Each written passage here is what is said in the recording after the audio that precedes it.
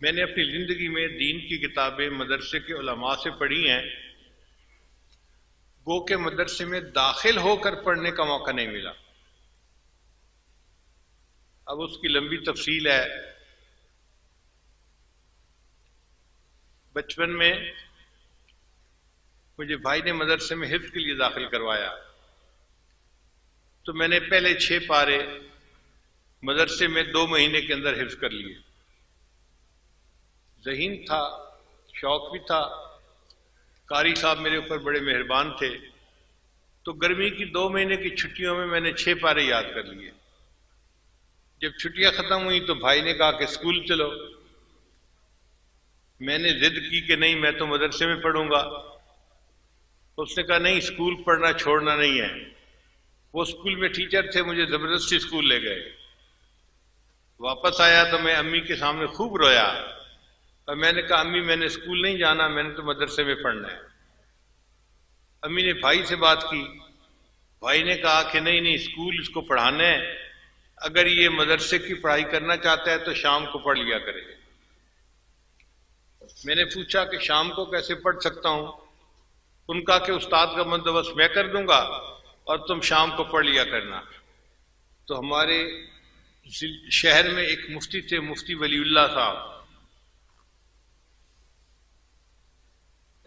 शहर के मुफ्ती आजम भी थे, बड़े आलिम थे। उनके दोस्त थे। उन्होंने उनको कहा कि मेरे भाई ने किताबें पढ़नी है, आप शाम को पढ़ा दिया करें। तो मुफ्ती साहब ने कहा ठीक है, मेरे पास आ जाया करें, मैं 2-3 घंटे दे के पढ़ा दिया करूंगा। तो उन्होंने मुझे फारसी पंदनामा से किताबें पढ़ानी शुरू कर दी। फिर माला बुद्धा मैंने उन्होंने किताब पढ़ाई, फिर गुलिस्तां बोस्तां पढ़ाई, फिर उन्होंने सर्फ और नहव की किताबें पढ़ानी शुरू की। शरह में आता आमिल तक मैंने सारी किताबें उन मुफ्ती साहब से पढ़ी। इतने में मेरा दाखिला अब आगे हो गया। जब मैं यूनिवर्सिटी में पहुंचा, यूनिवर्सिटी लाहौर में, तो दिल बड़ा परेशान था कि मेरी किताबों का सिलसिला क्या बनेगा। तो दाखिला मिलने के बाद हमने यूनिवर्सिटी के गिर्द थोड़ा राउंड लगाया कि करीब में कोई मदरसा है। तो एक मदरसा ज़ियाउल उलूम के नाम से बेगमपुरा मोहल्ले में था। ये बेगमपुरा मोहल्ला बिल्कुल यूनिवर्सिटी की दीवार के साथ है। उसके जो मोहतरम थे वो चित्राल के आलिम थे। मैं उनके पास गया और मैंने उन्हें कहा जी कि मैं यूनिवर्सिटी का तालिब इल्म हूं, लेकिन मेरे दिल में इल्म हासिल करने का शौक भी है। आप अपने असातिज़ा से बता दें कि मैं शाम को आ जाया करूंगा और ये हजरात मुझे किताबें पढ़ा दिया करें। वो बड़े खुश हो गए कि यूनिवर्सिटी में इंजीनियर बनने वाला तालिब इल्म पढ़ने के लिए मदरसे में आएगा। उन्होंने बड़ी शफकत की। चुनाचे उनके मुफ्ती हजरात और दूसरे उस्ताद हजरात ने मुझे किताबें सबकन सबकन पढ़ानी शुरू कर दी। ये किताबें मैंने उनसे पढ़ी और पढ़ता रहा। इसी दौरान मेरे शेख थे सैयद जवार हुसैन शाह रहमतुल्लाह अलैह, कराची में थे। उनसे मैंने पूछा कि अगर मुझे कोई मसला पूछना हो तो किन से पूछना पड़ेगा। उन्होंने मुझे फरमाया कि जामिया अशरफिया में एक मुफ्ती साहब हैं, उनका नाम है मुफ्ती जमील अहमद थानवी रहमतुल्लाह अलैह, आप उनके पास चले जाया करें। मैं एक दिन साइकिल चला के यूनिवर्सिटी से जामिया अशरफिया आया। उस वक्त बिल्कुल पतला दुबला लड़का सा लगता था। तो मैं मुफ्ती साहब के पास गया। मुफ्ती साहब जरा मसरूफ थे, मुझे देख के कहने लगे कैसे आए हो? मैंने कहा जी मुझे मेरे शेख ने हुक्म दिया है, तो मैं अपने मसाइल पूछने के लिए आपसे आया हूं। जो पूछना है काम की बात पूछो, मेरे वक्त जाया मत करो। तो मैं थोड़ा हैरान तो हुआ कि इसका मतलब है मुफ्ती साहब बहुत सख्त आदमी है, तबीयत के आदमी है, बड़ा नज़्म ज़ब्त है, तो यहां पर टाइम ज्यादा नहीं मिलना। फिर मैंने उनसे बैठ के बात की। मैंने कहा मुफ्ती साहब मैं सुन्नत का शहदाई हूं, ये अल्फाज थे, मैं सुन्नत का शहदाई हूं और मैं चाहता हूं कि मैं हर काम सुन्नत के मुताबिक करूं, मगर मुझे पता नहीं है कि कैसे करना है। मैं आपके पास आया हूं, आप मुझे बताते जाएं, मैं ऐसे अमल करता जाऊंगा। इस बात को सुन के मुफ्ती साहब बहुत खुश हो गए। चुनाचे मैंने उनसे खाने की सुन्नतें पूछी, पीने की सुन्नतें पूछी, लिबास की सुन्नतें पूछी, सोने जागने की सुन्नतें पूछी। हैरानी की बात है कि हमें इस बातचीत करने में 2.5 घंटे लग गए।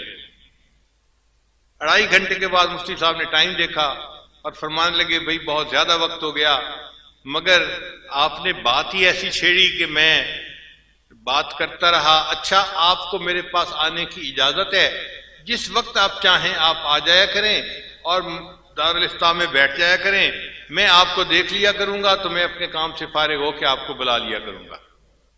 चुनाचे उसके बाद मैं मुफ्ती साहब के पास जाता था और नमाज के बारे में, वुजू के बारे में, तहारत के बारे में जो मसाइल होते थे मैं हजरत मुफ्ती साहब से पूछता था।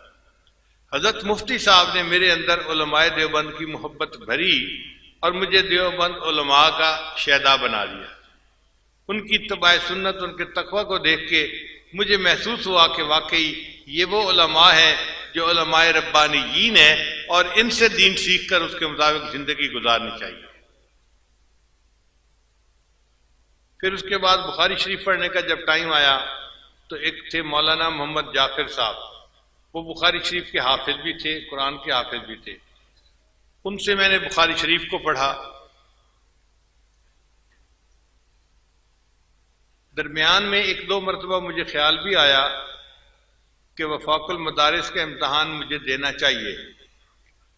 मैंने अपने एक उस्ताद से पूछा, उस्ताद जी क्या मैं इम्तहान न दे दूं?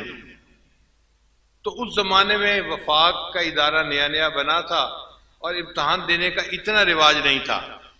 वो जो उस्ताद थे उन्होंने खुद भी वफाक से इम्तहान पास नहीं किया हुआ था, तो वो कहने लगे कि तुम्हें कागज की डिग्री चाहिए या इल्म चाहिए? मैंने कहा जी इल्म चाहिए। कहने लगा ठीक है, इल्म पढ़ रहे हो तो हमने कौन सा अपने उस्तादों से डिग्रियां ली हैं, हम भी उस्तादों से पढ़ के आलिम बनी हैं, तुम भी पढ़ जाओ। तो इस तरह मैं इम्तिहान न दे सका, वरना मुझे इतना यकीन था कि मैं यूनिवर्सिटी में फर्स्ट आने वाला तालिब इल्म था। अगर मैं इम्तिहान देता तो पास जरूर हो जाता और वफाक का मुस्तनद आलिम भी कहलाता, मगर अल्लाह को जो मंजूर वही होके रहते हैं। ताहम 2 इदारे ऐसे हैं कि जिन्होंने मुझे आलिम की एजाजी डिग्री भी जारी की है। इसको मैं अपने लिए सनद समझता हूं और अल्लाह का एहसान मानता हूं। एक जहानिया मंडी में दारुल है, जामे रहमानिया उसका नाम है, वहां के मोहतमिम हर साल मुझे बुखारी शरीफ के इफ्तिताह के लिए या इख्तितामी हदीस पढ़ाने के लिए बुलाया करते थे। एक दिन वो मुझे कहने लगे कि हजरत आज आपने जल्दी नहीं जाना बल्कि रुकना है। मैंने पूछा क्यों? कहने लगे इसलिए कि हमने तलबा की दस्तार बंदी करवानी है और आपकी भी दस्तार बंदी होनी है। मैंने मोहतमिम साहब से पूछा हजरत मेरी दस्तार बंदी किस खुशी में होनी है? कहने लगे कि आपने जो दीन की खिदमत की है ना, और आपके रशिया के सफर के हालात हमने सुने हैं, तो हमारे शूरा ने फैसला किया कि हम आपको अपने मदरसे की तरफ से एजाजी डिग्री जारी करें। मैंने कहा हजरत ये ठीक कैसे होगा कि आप मुझे एजाजी डिग्री? उन्होंने एक रजिस्टर उठाया, कहने लगे देखो ये हाजिर रजिस्टर है, मैंने साल के शुरू में आपका नाम तलबा की फहरिस्त में लिख दिया था और पूरा साल आप दीन का काम करते रहे, मैं आपकी हाजिरी लगाता रहा और आप बाकायदा इस साल के तलबा की फहरिस्त में आपका नाम शामिल है, अब हम आपको डिग्री दे सकते हैं। चुनाचे उन्होंने भरे मजमे में अमामा पोशी भी करवाई और मदरसे की तरफ से एजाजी डिग्री भी जारी कर दी। फिर उसके बाद दूसरी डिग्री कासिमुल उलूम मुल्तान के जो मोहतमिम थे उन्होंने अता की। उन्होंने भी यही अल्फाज कहे कि आपकी दीनी खिदमात को हमने देखा है और अल्लाह ने बहुत लोगों की जिंदगियों को बदला है, अब हम चाहते हैं कि मदरसे की तरफ से आपको एजाजी डिग्री दें।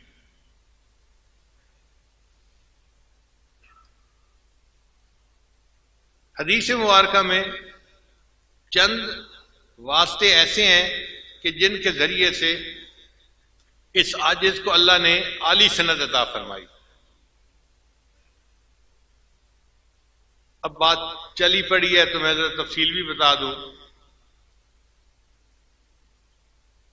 मुझे देवबंद जाने का मौका अल्लाह ने अता फरमाया तो हजरत मौलाना सालिम कासमी रहमतुल्लाह अलैह जो कारी तैयब रहमतुल्लाह के बेटे थे और दारुल देवबंद वक्फ के मुहतमिम थे, उन्होंने अपने घर दावत दी।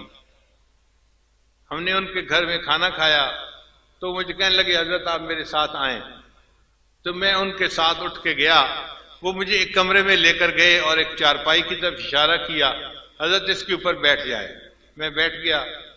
फिर पूछने लगे हजरत आपको पता है मैंने इस चारपाई पे आपको क्यों बिठाया है? मैंने कहा जी मुझे तो नहीं पता, मैं उन पीरों में से नहीं हूं जिनके घोड़े और बिल्लियां भी इल्म गैब जानते हैं। तो हंस पड़े। कहने लगे अच्छा मैं आपको बताता हूं कि ये चारपाई हजरत मौलाना कासिम ननौतवी रहमतुल्लाह अलैह की है और ये कमरा भी उन्हीं का है, और मेरा ये दिल चाहता था इस कमरे में इस चारपाई पर आपको बिठाकर इजाजत हदीस लूं। अब मेरी तरफ से आपको हदीस की इजाजत है। उन्होंने लिखी हुई सनद भी दे दी और उनकी सनद भी काफी आली थी। अल्लाह ने मुझे ये नेमत वहां पर अता फरमा दी। दूसरी हदीस की आली सनद, उसका भी अजीब किस्सा।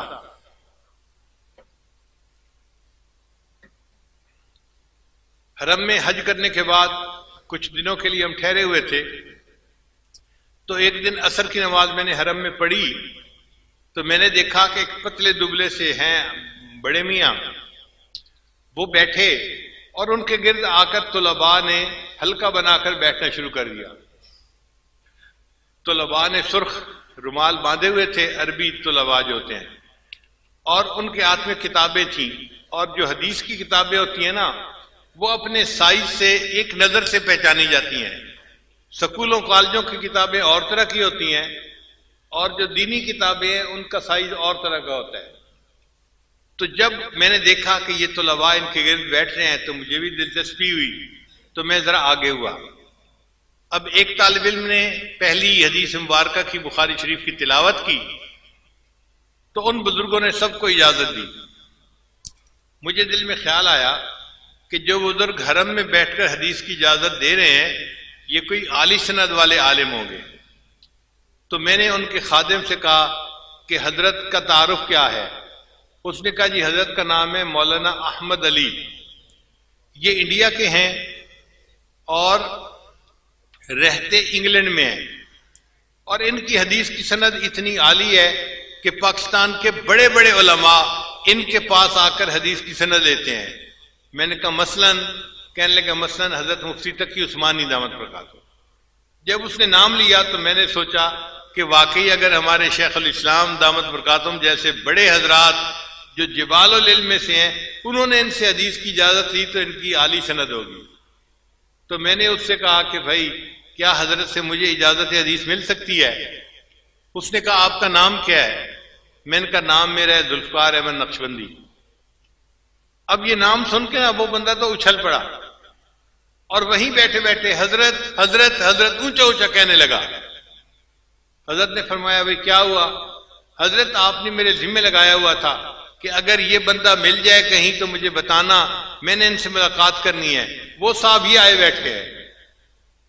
अब हजरत ने नाम सुना तो वो खड़े हो गए, तो मैं भी खड़ा हो गया। हजरत से दोबारा मुआनका किया, मुलाकात की। तो मैंने अर्ज किया कि हजरत मैं इसलिए आपके पास हाजिर हुआ हूं कि आप मुझे हदीस की इजाजत दे दें। वो फरमाने लगे कि मैं जब घर से चला था हज के इरादे से तो मैंने उस वक्त ये इरादा किया था अगर इस सफर में कहीं मेरी आपसे मुलाकात हो जाएगी तो मैं आपके साथ मिलकर तौबा के कलिमात पढ़ूंगा, क्योंकि मैंने नीयत पहले की हुई थी। आपने तो आज की है हदीस की इजाजत की, पहले आप मुझे तौबा के कलिमात पढ़ाएं फिर मैं आपको हदीस की इजाजत देता हूं। अल्लाह की शान देखिए जी, उनके हुक्म पर मैंने हरम में बैठ के वहीं उनको तौबा के कलिमात पढ़ाए और फिर उन्होंने हदीस की इजाजत दी। और उनकी हदीस की इजाजत जो है वो हजरत मौलाना फजल रहमान गंज मुराद आबादी रहमतुल्लाह के वास्ते से वाकई बाकी सबसे आली बन जाती है। एक तीसरी सनद जो हदीस की मुझे मिली वो भी अजीब। हम लोग तुर्की गए तो हमें किसी ने बताया कि यहां पर एक बड़े बुजुर्ग गुजरे हैं अल्लामा जाहिदुल कौसरी रहमतुल्लाह अलैह, जिनको इमाम आज़म अबू हनीफा रहमतुल्लाह अलैह का के दिफा करने का एजाज हासिल है। उन्होंने बड़ी आला किताबें लिखी, अरबों ने भी उसकी बड़ी तारीफ की।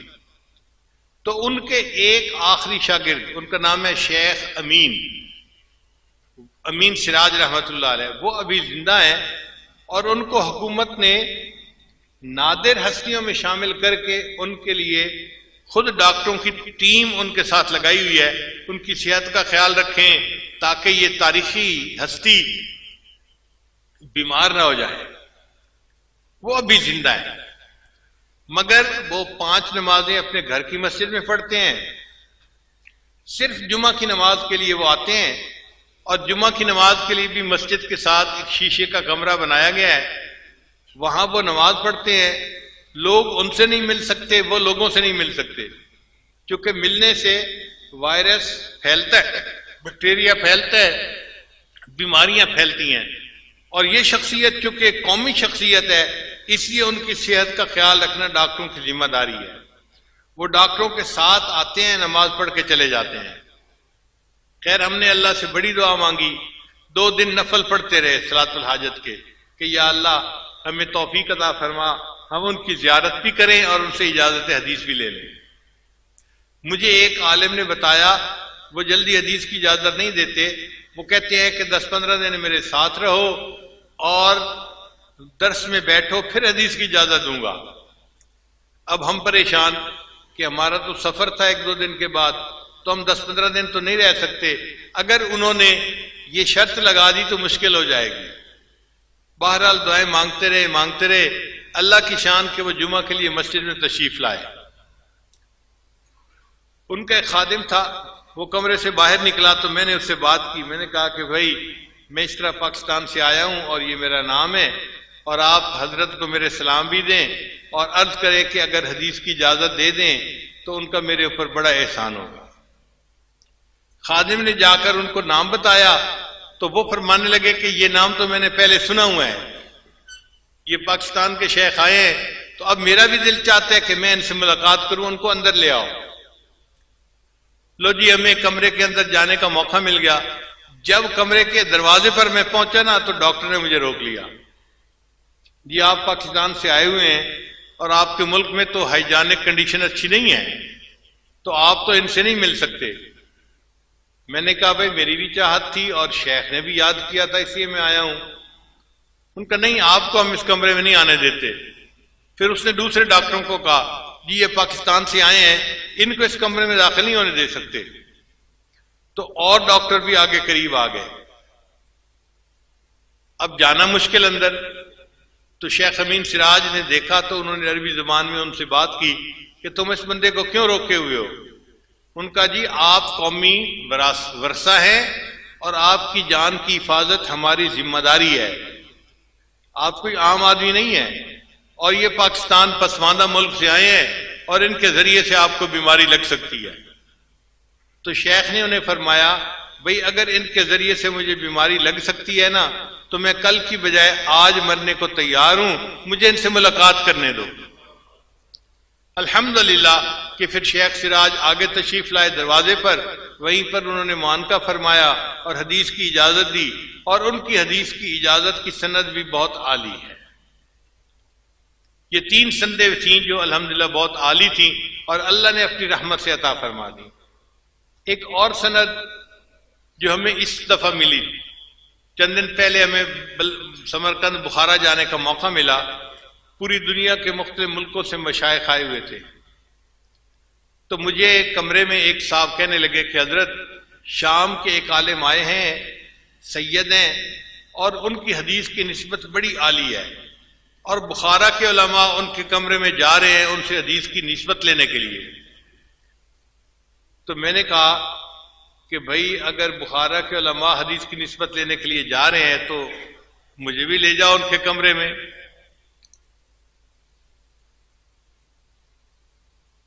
कहने लगे, जी कैसे? मैंने कहा व्हील चेयर ले आओ, मैं चलता हूं उनके कमरे में।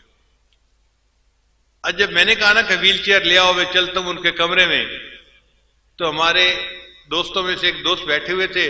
वो कहने लगे, हजरत आप ना जाएं, यहीं बैठे, मैं आपको एक बात बताता हूं। मैंने पूछा क्या?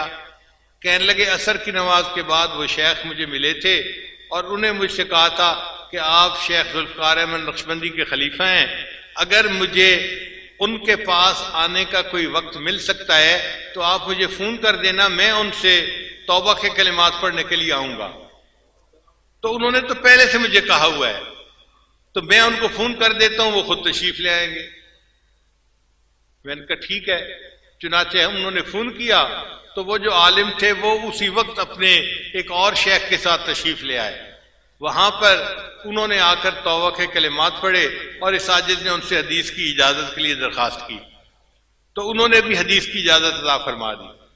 मैंने उनसे पूछा कि आपकी हदीस की इजाजत आली कैसे बनती है? उसने कहा जी कि पूरे पाकिस्तान में हदीस की जो सनद चल रही है उसमें करीबन 20 के करीब वास्ते बनते हैं नबी अलैहिस्सलाम तक, और जो मेरी सनद है उसमें 15 वास्ते बनते हैं। इतने कम वास्तों के साथ उनका ताल्लुक था। तो हमने पूछा कि आपकी सनद कैसे है? फिर उन्होंने तफसील बताई कि मेरी सनद जो थी वो अल्लामा शामी इब्न आबिदीन रहमतुल्लाह अलैह के वास्ते से नबी अलैहिस्सलाम तक पहुंचती है, और इस वक्त पूरी दुनिया में हदीस की इजाजत की ये सबसे छोटी सनद है, इसके सिवा और कोई सनद नहीं है। फिर उन्होंने छपी किताब भी हमें दिखाई। उन्होंने हदीस की सनद हासिल की थी अल्लामा अब्दुल लतीफ फरफूर से। ये फरफूर वो बुजुर्ग है कि जिन्होंने अल्लामा शामी रहमतुल्लाह की किताब के ऊपर हाशिया लिखा है और उसकी तफसील लिखी है। अजीब उन्होंने काम किया है। वो कहने लगे कि मेरे शेख को किसी मुल्क में वफात हुई तो सर्द खाने के अंदर रख दिया गया।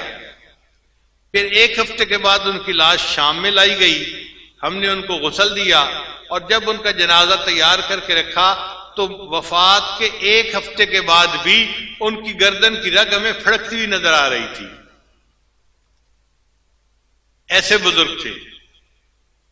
तो अल्लामा इब्न आबिदीन रहमतुल्लाह अलैह की जो ये सनद थी ये वाकई एक आली सनद। हमने बाद में फिर उसकी तहकीक भी की और बाकी सनदों के साथ उसको मिलाया भी सही। तो अल्लाह ताला की ये रहमत है कि ये एक बहुत आली सनद अल्लामा शामी रहमतुल्लाह के वास्ते से इस आजिज को हासिल हुई। अब इन तमाम असातिज़ा से इस आजिज ने हदीस की इजाजत ली, आपके सामने उसकी वजाहत कर दी। अल्लाह ताला हमें दीन की खिदमत के लिए कबूल फरमाए। जितने उलमा हैं, तुलबा हैं, आलिमात हैं या तालिबात हैं, उन सबको इस आजिज की तरफ से हदीस पाक पढ़ने की इजाजत है। जी शेख जफर साहब फरमा रहे हैं कि 6 पारे तो मदरसे में किए थे, तो हिफ्ज के बाकी पारे रहते थे। वो फिर यूनिवर्सिटी के दौरान मैंने अल्हम्दुलिल्लाह हिफ्ज के काम को मुकम्मल कर लिया, तो अल्लाह ताला ने हिफ्ज के और इल्म के काम को यूं मुकम्मल करने की तौफीक अता फरमा दी। हाफिज़ा फरमा रहे हैं कि इस वक्त तौबा के कलिमात हम सब पढ़ेंगे ताकि अल्लाह हमारी दुआएं कबूल कर ले। तो नियत कर लीजिए हम पिछले तमाम गुनाहों से सच्ची पक्की तौबा कर रहे हैं और आइंदा नेकोकारी की जिंदगी गुजारने का दिल में इरादा कर रहे हैं। अल्हम्दुलिल्लाहि व कफ़ा व सलामुन अला इबादिहिल्लज़ीना इस्तफ़ा अम्मा बाद। ये कलिमात सच्चे दिल के साथ पीछे पीछे पढ़िए। बिस्मिल्लाहिर्रहमानिर्रहीम। ला इलाहा इल्लल्लाह मुहम्मदुर रसूलुल्लाह।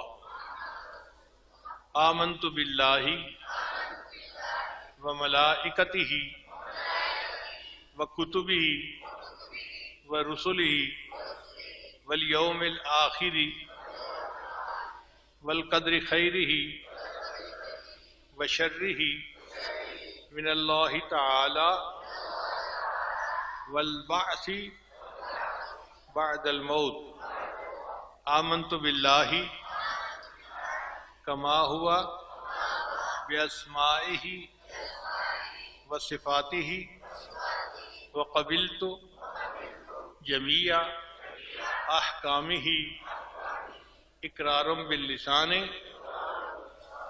व तस्दीक़ुम बिल क़ल्ब। अशहदु अल्ला इलाहा